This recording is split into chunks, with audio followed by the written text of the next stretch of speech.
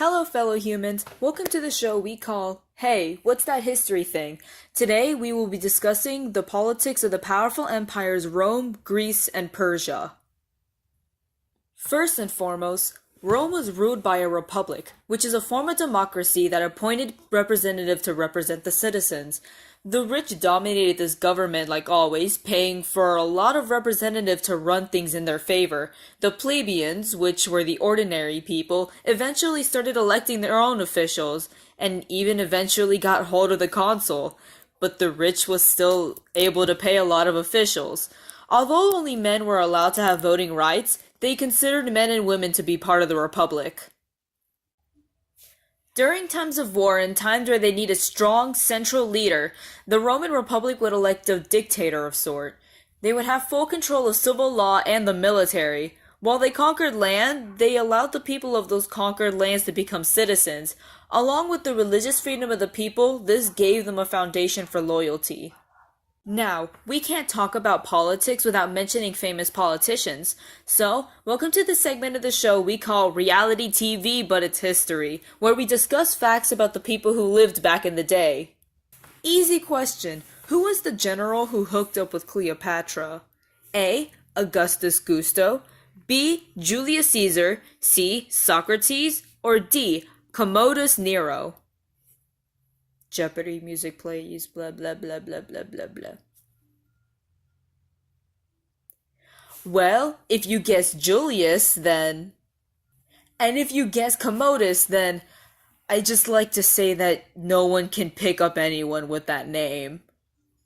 Julius Caesar is a famous general that's known for getting stabbed in the back a crap ton of times, literally and figuratively. He climbed up the social ladder in 45 BCE, and was a skilled army general that conquered many lands during his reign. He spent a lot of money on shows with gladiators and wild animals, giving him the advantage before he was even elected.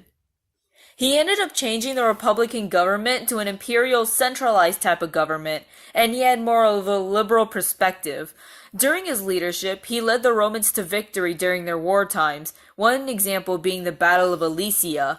He centralized the military and political functions and made the military huge within the country.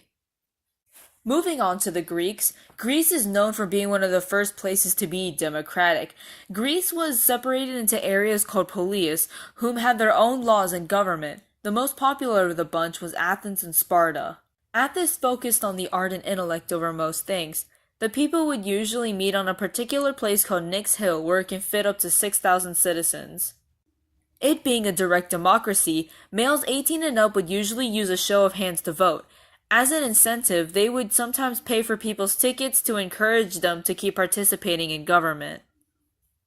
Sparta was a military-focused polis, surprisingly having an assembly for democracy. Although they had a citizen assembly, they also had two kings. They were not absolute monarchies. During peacetime, they were able to be checked by a power named ephors, people who were also elected by the assembly. Ephors usually lasted for about a year, but they held power over a lot of civic life. Spartan rulers were able to be put on trial or when push comes to shove, to be exiled. Question: who was the man that conquered the empire of Persia? A. Aristotle, B. King Leonidas, C. Alexander III, or D. King Midas? The answer happens to be Alexander III. Alexander III, or Alexander the Great, was a general who became the leader of Macedonia in 331 BCE, conquering Ionia, Syria, Palestine, Egypt, Mesopotamia, Persia, and India within his reign. Obviously, he was a great war general. Sadly, though, he died at 33, too early for the creation of a government for his new empire. His administration ended up splitting the place into three parts: Greece/Macedon, Egypt, and the Achaemenid Empire. This paved the way for what is called the Hellenistic era, since Greece sparked influence for the world. Lastly, the Persian Empire's government was an absolute monarchy. They were divided into 20 provinces, headed by governors called satraps. Satraps had the duties of collecting taxes and enforcing law and order. Did the kings trust them? Absolutely not. They hired spies that would make sure the satraps are not doing anything illegal. Those kings were reasonable because some eventually plotted against the king and even sided with an enemy, Alexander the Great. Persia was one of the first kingdoms that saw equal treatment of all races. As long as their citizens paid their taxes and followed laws, the government didn't interfere with the customs of the people. Last question. Which king was the one who ended up king because of an impostor Prince Smerdis? A. King Darius, B. King Cyrus, C. King Cambyses, or D. King Gautama? King Darius, like Julius Caesar of Rome, centralized the government during his reign, also building a capital named Persepolis.